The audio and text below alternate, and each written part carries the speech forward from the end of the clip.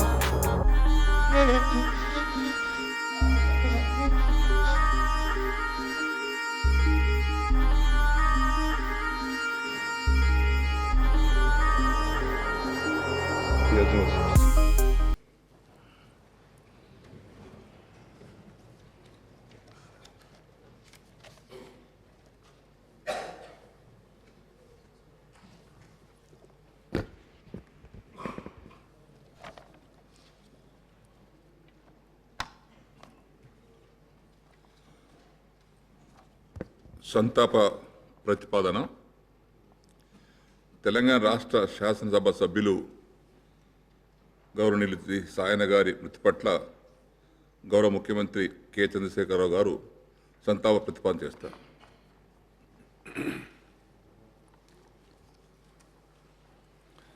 అధ్యక్ష,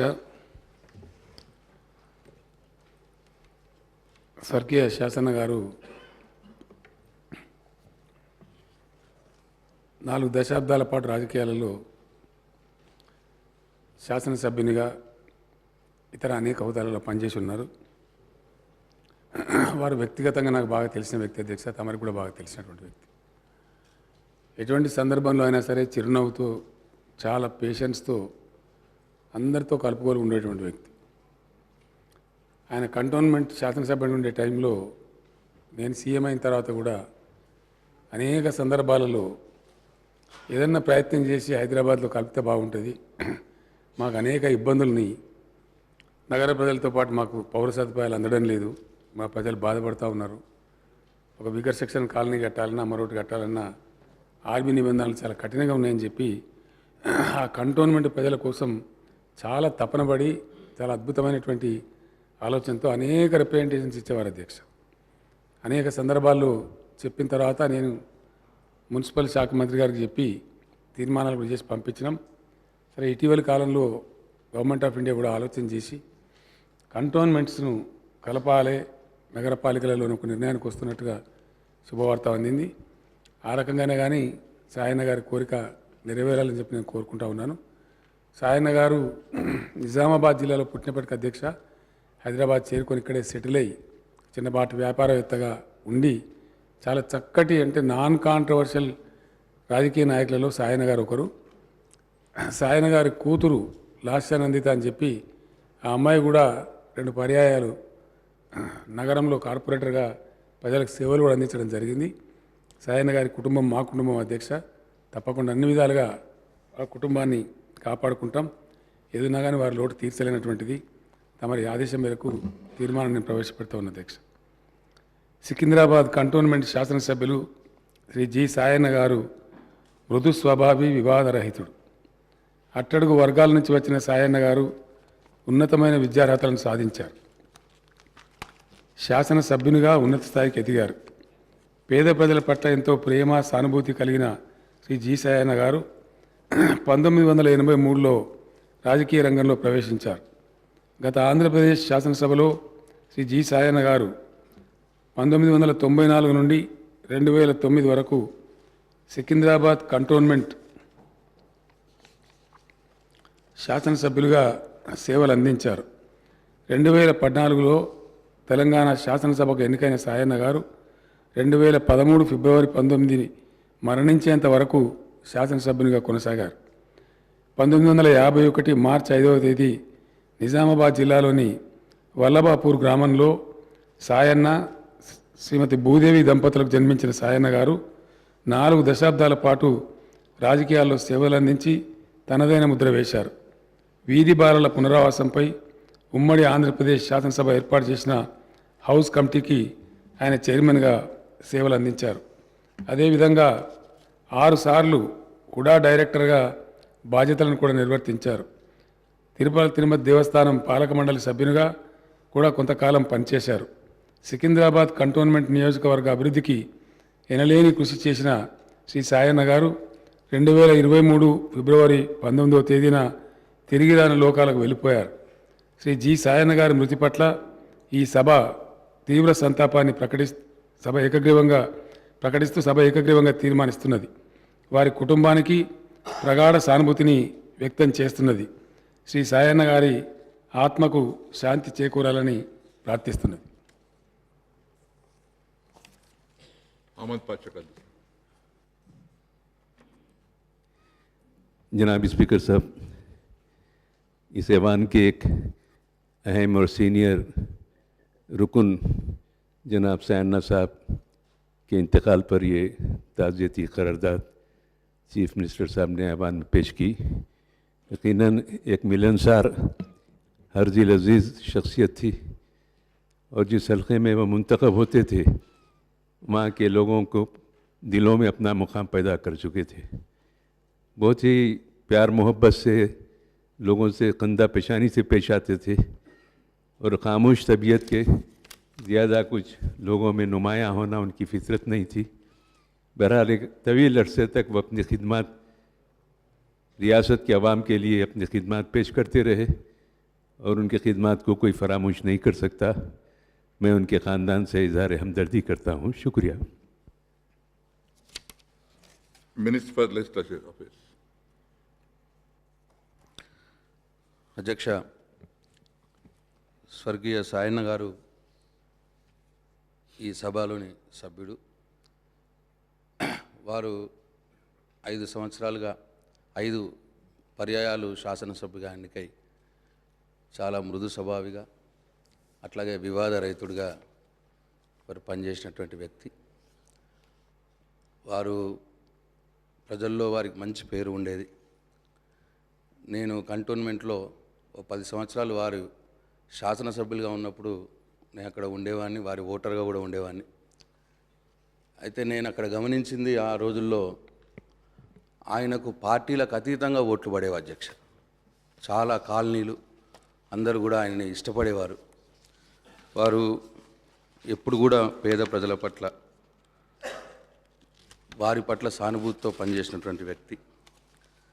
అయితే వారు నిజామాబాద్ జిల్లా వాస్తవ్యులు.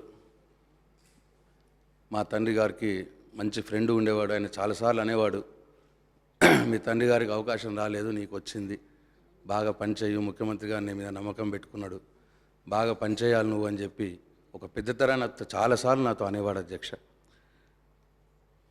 అట్లే మేము కంటోన్మెంట్లో 94, 95 ఆ సందర్భంలో నేను బిల్డర్గా ఉన్నప్పుడు ఏ సమస్య వచ్చినా ఆయన దగ్గరకు పోతే ఒక 2 నిమిషాల్లో సాల్వ్ చేసేవారు అధ్యక్ష. అట్లా మంచి నాతో చాలా వ్యక్తిగతంగా మంచి అనుబంధం ఉండే వ్యక్తి. ఇవాళ వారు లేని లోటు పూడ్చలేనిది. వారి కుటుంబానికి నా ప్రగాఢ సానుభూతిని వ్యక్తపరుస్తూ ఉన్నాను. ముఖ్యమంత్రి గారు ప్రవేశపెట్టినటువంటి సంతాప తీర్మానాన్ని బలపరుస్తున్నాను అధ్యక్ష. Thank you. గౌరవ సభ్యులు బట్టి విక్రమార్క.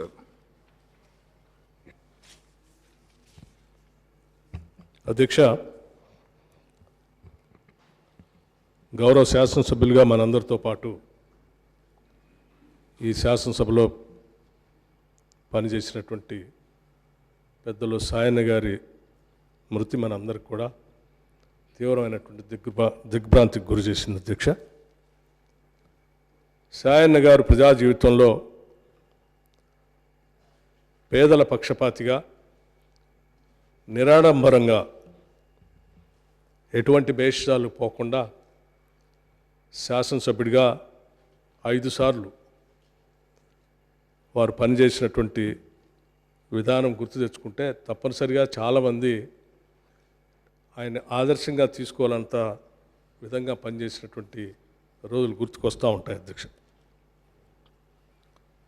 వారు శాసనసభ కమిటీ చైర్మన్గా కానీ టీటీడీ సభ్యులుగా కానీ వారు తీసుకున్నటువంటి ప్రతి బాధ్యతలో కూడా అంకిత భావంతో పనిచేసి ప్రజా జీవితంలో ఒక ప్రజాప్రతినిధి ఏ రకంగా ఉండాలో కూడా చూపించినటువంటి విధానం మనందరికీ ఆదర్శం అధ్యక్ష. అటువంటి సాయన్న గారి మరణం చాలా బాధకు గురి చేయటమే కాకుండా వారు ఏ పేద ప్రజల కోసం అయితే నిరంతరం ఆలోచన చేసి పనిచేస్తూ ఉండేవారు అటువంటి ఆలోచనలన్నింటినీ కూడా ఈ సభ ముందుకు తీసుకొని పోవాలని చెప్పి మీ ద్వారా అందరినీ కోరుకుంటూ వారి ఆత్మకి శాంతి చేకూరాలని వారి కుటుంబ సభ్యులకి నా ప్రగాఢమైనటువంటి సానుభూతిని కాంగ్రెస్ శాసనసభ పక్షం నుంచి తెలియజేస్తూ ముగిస్తా ఉన్నాను అధ్యక్ష. Thank you. గౌరవ మంత్రివర్యులు తలసాని శ్రీనివాస్ యాదవ్. అధ్యక్ష, గౌరవ ముఖ్యమంత్రి గారు ప్రవేశపెట్టినటువంటి తీర్మానాన్ని బలపరుస్తూ అధ్యక్ష, గౌరవ శాసనసభ్యులు సాయన్న గారు మన మధ్యలో లేకపోవడం అనేది చాలా బాధాకరమైనటువంటి అంశం అధ్యక్ష. వారు నాకు వారి కాన్స్టిట్యున్సీ పక్కపక్కనే కాకుండా కలిసి కూడా దగ్గర దగ్గర 32 సంవత్సరాల నుంచి పనిచేసిన వాళ్ళం అధ్యక్ష. అయితే వారు శాసనసభ్యునిగా కంటిన్యూగా గెలవడం అనేది 5 సార్లు 5 పర్యాయాలు గెలవడం మరి ఆషామాషి విషయం కాదు అధ్యక్ష.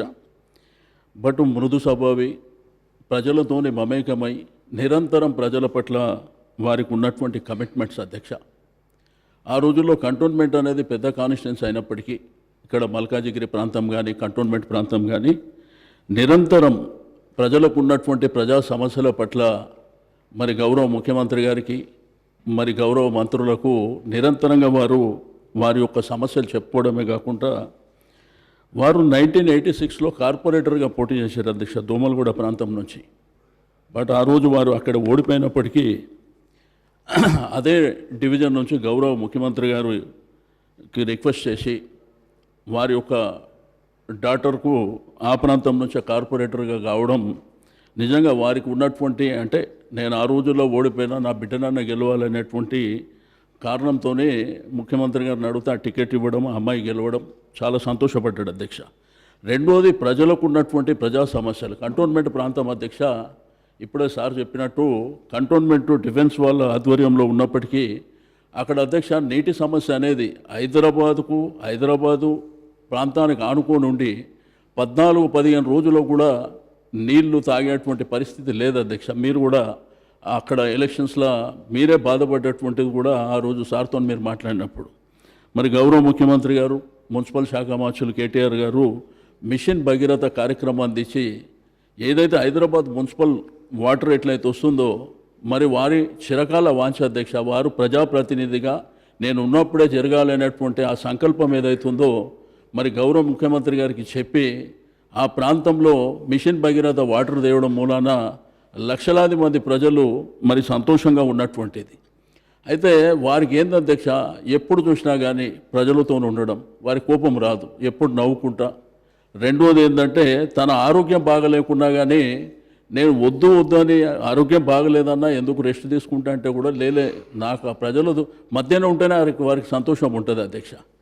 బట్ ఆ రోజు కూడా ప్రజల మధ్యలోకేనే హాస్పిటల్ పోయి హాస్పిటల్లో జాయిన్ అయ్యి డిశ్చార్జ్ జరుగుతుంది అని ఒక 10 నిమిషాలు అక్కడ డాక్టర్ చెప్పిన తర్వాత సడన్గా స్ట్రోక్ వచ్చి మరణించడం మరి చాలా బాధాకరమైనటువంటి అంశం అధ్యక్ష. రాజకీయాలలో నిరంతరంగా వ్యవస్థలో అందరం ఉన్నటువంటి వాళ్ళమే, కానీ కంటిన్యూగా గెలవడం అనేది అంత ఈజీ కాదు అధ్యక్ష. ఎంత ప్రజలకు మమేకమై ఎంత ప్రజలకు దగ్గరగా ఉండి ఒక పెద్ద మనిషి తరాగా వారు నిరంతరం, వారు వయసులో పెద్దవారు, అందరికీ గైడ్ చేసుకుంటూ మరి గతంలో వారు ఊడా డైరెక్టర్గా, టీటీడీ బోర్డు మెంబర్గా, రెండోది స్థానికంగా కూడా అధ్యక్ష వారు ఎప్పుడు చూసినా ఎక్కడున్నో సాయన్న అంటే ఏ బోయినపల్లిలోనో ఏ కంటోన్మెంట్లోనో లేకపోతే మల్కాజిగిరినో ఇదే, అంటే కుటుంబానికి కూడా తక్కువ టైం ఇచ్చి ప్రజలకు ఎక్కువ టైం ఇచ్చేటువంటి గొప్ప మానవతావాది మరి వారు మన మధ్య లేకపోవడం అనేది చాలా బాధాకరమైనటువంటి అంశం. మరి వారి యొక్క కుటుంబానికి ఆ భగవంతుడు ధైర్యాన్ని ఇవ్వాలి. అదేవిధంగా గౌరవ ముఖ్యమంత్రి గారు ప్రవేశపెట్టినటువంటి తీర్మానాన్ని బలపరుస్తుంది అధ్యక్ష. గౌరవనీయులు రఘునందరావు గారు. గౌరవనీయులు గడ్డం సాయన్న గారు కంటోన్మెంట్ శాసనసభ్యునిగా మొట్టమొదటిసారిగా 1994లో గెలిచిన నాటి నుంచి ఒక 1999 ఎన్నికల్లో మినహా దాదాపు 5 సార్లు కంటిన్యూస్గా ఆ నియోజకవర్గం నుంచి ప్రాతినిధ్యం వహించినారంటేనే ప్రజల మనసుల్లో వారికి ఉన్నటువంటి స్థానాన్ని మనం అందరం కూడా అర్థం చేసుకోవచ్చు. కంటోన్మెంట్ లాంటి ఒక టిపికల్ ఏరియా, ఎక్కువ శాతం ఎడ్యుకేటెడ్ ఉన్నటువంటి ఏరియా, చాలా రకాలైనటువంటి సమస్యలు ఉన్నప్పటికీ కూడా అనునిత్యం ప్రజల మధ్యలో ఉండి సౌమ్యుడిగా, మృదు స్వభావిగా తనకిచ్చినటువంటి బాధ్యతలను అటు పార్టీ పరంగా కానీ ఇటు ప్రభుత్వ పరంగా కానీ తనకు వచ్చినటువంటి బాధ్యతలన్నింటినీ కూడా సునిశ్చితంగా పరిశీలించి తానొవ్వక ఇతరులను నొప్పించక తన మృదు స్వభావంతో ప్రజల మనసులను గెలిచి 5 సార్లు శాసనసభ్యునిగా ఎన్నికైనటువంటి పెద్దలు గడ్డం సాయన్న మృతి పట్ల భారతీయ జనతా పార్టీ శాసనసభ పక్షం తరఫున సంతాపాన్ని తెలియజేస్తూ వారి కుటుంబ సభ్యులకి ప్రగాఢ సానుభూతిని మా పార్టీ తరఫున తెలియజేస్తా ఉన్నాం. అధ్యక్ష, ధన్యవాదాలు. గౌరవ సభ్యులు దానం నాగేందర్ గారు.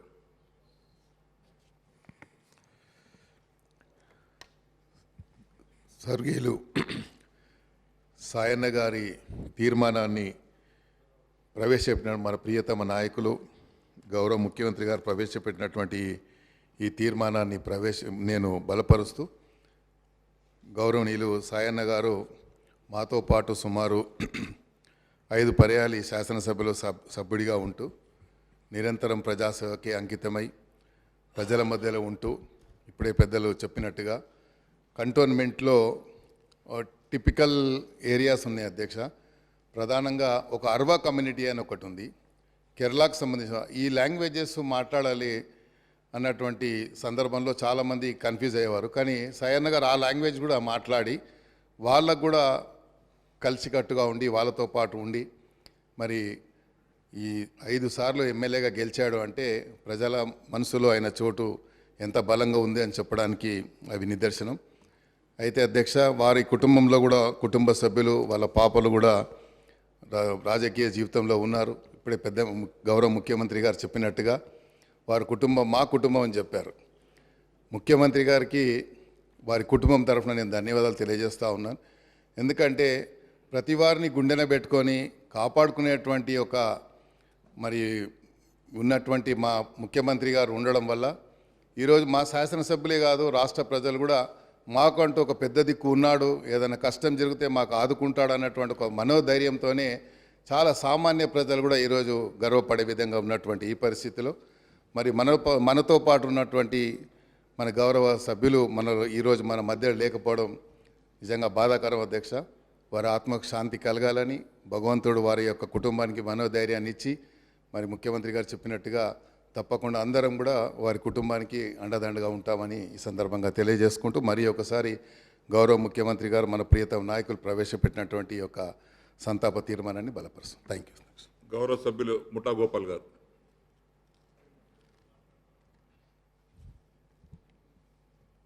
అధ్యక్ష, నమస్కారాలు అధ్యక్ష. మన ముఖ్యమంత్రి వర్యులు గౌరవనీయులు శ్రీ కల్వకుంట్ల చంద్రశేఖరరావు గారు సాయన్న మృతి పట్ల తీర్మానం ప్రవేశపెట్టినందుకు దాన్ని నేను బలపరుస్తూ మాట్లాడుతున్నాను. అధ్యక్ష, నేను సాయన్న మార్నింగ్ 6 o'clock తీసుకొని నైట్ 10 వరకు కలిసి తిరిగేవాళ్ళము. సాయన్న చాలా మృదు స్వభావి, పేదల గురించి ఎప్పుడు తప్పించే వ్యక్తి, ఎక్కడ సమస్య ఉంటే అక్కడికి వెళ్ళి పనిచేసే నేచర్ ఆయనకి ఎప్పటికీ ఉన్న సంగతి తెలియజేస్తున్నాను అధ్యక్ష. మరి ఆయన మరి గ్యారంటీగా సినిమాలో కూడా యాక్ట్ చేశారు.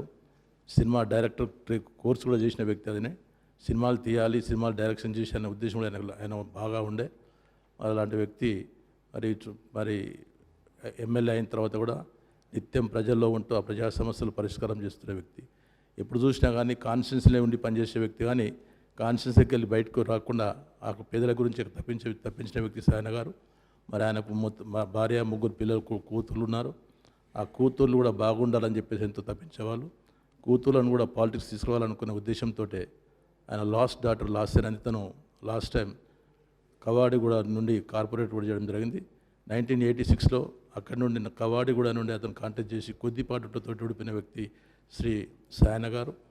మరి చనిపోవడం కూడా ఆయనకు 2019 ఎలక్షన్స్లో ఎప్పుడైతే ఈ ఎలక్షన్ మీటింగ్ జరుగుతున్న తరుణంలో పాదయాత్ర జరుగుతున్నప్పుడు ఎవరు ఆయన కాలు దొక్కడం జరిగింది. ఆ కాలు దొక్కితే ఆ కాలు పూర్తి రక్తమైనా కానీ అట్టే నడుచుకుంటా అక్కడి నుండి బోయినపల్లి మారడపల్లి వరకు వచ్చిన వ్యక్తి వచ్చిన తర్వాత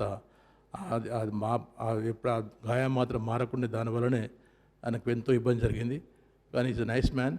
ఆయనకు మరి తిరుమల దేవస్థానం కూడా ఒక బోర్డు మెరుగును వచ్చేసిన వ్యక్తి.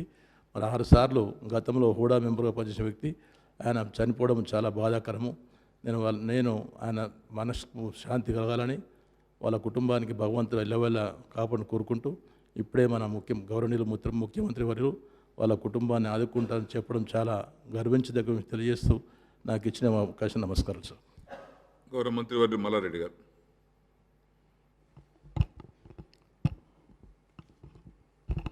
ఈరోజు మన ముఖ్యమంత్రి వర్గీయులు మన సాయన్న మృతి పట్ల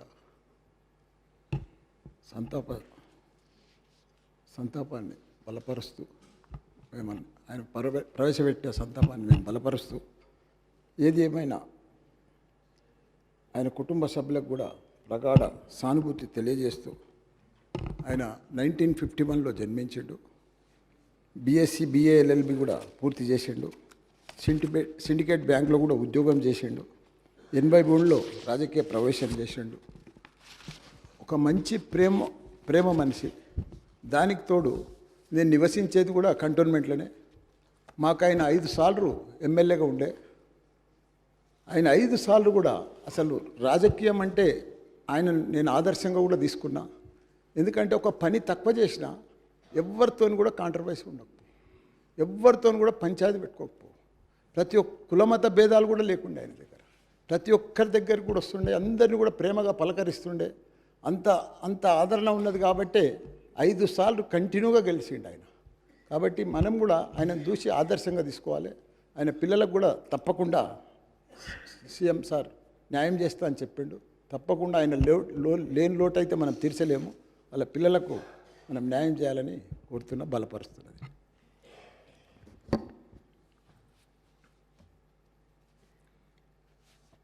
హైదరాబాద్ జిల్లాలోని సికింద్రాబాద్ కంటోన్మెంట్ శాసనసభ నియోజకవర్గం సభ్యులు శ్రీ జి సాయన్న గారి మృతి పట్ల ఈ సభ తీవ్ర సంతాపాన్ని వ్యక్తం చేస్తూ శోకార్తులైన వారి కుటుంబ సభ్యులకు తన ప్రగాఢ సానుభూతిని తెలియజేస్తున్నది. మృదు స్వభావి, వివాద రైతుడిగా పేరొందిన శ్రీ జి సాయన్న గారు 1951 మార్చి 5వ తేదీన వలబాపూర్ గ్రామం, మాక్లూర్ మండలం, నిజామాబాద్ జిల్లాలో జన్మించారు. వీరు ఉస్మానియా విశ్వవిద్యాలయం నుండి 1981లో డిగ్రీ, 1984లో LLB చదివారు. వీరు 1994 నుంచి 99 వరకు, 1999 నుండి 2004 వరకు, 2004 నుండి 2009 వరకు, 2014 నుండి 2018 వరకు మరియు 2018 నుండి 2023 వరకు 5 సార్లు సికింద్రాబాద్ కంటోన్మెంట్ నియోజకవర్గానికి ప్రాతినిధ్యం వహించారు. 2015 నుండి 2016 వరకు తిరుమల తిరుపతి దేవస్థానం పాలక మండలి సభ్యుడిగా ఉన్నారు. వీరు హుడా డైరెక్టర్గా బాధ్యత నిర్వహించారు. వీధి బాలలకు పునరావాసంపై ఉమ్మడి ఆంధ్రప్రదేశ్ శాసనసభ ఏర్పాటు చేసిన హౌస్ కమిటీకి చైర్మన్ కూడా పనిచేశారు. వీరు తమ నియోజకవర్గ అభివృద్ధికి ఎన్లేని కృషి చేశారు. వీరు 2023 ఫిబ్రవరి 19వ తేదీన మరణించారు. వీరి వయసు 72 సంవత్సరాలు. హైదరాబాద్ జిల్లాలోని ఖైరతాబాద్ శాసనసభ నియోజకవర్గం మాజీ సభ్యులు శ్రీ కె విజయరామారావు గారి మృతి పట్ల ఈ సభ తీవ్ర సంతాపాన్ని వ్యక్తం చేస్తూ శోకార్తులైన వారి కుటుంబ సభ్యులకు ప్రగాఢ సానుభూతిని తెలియజేస్తుంది.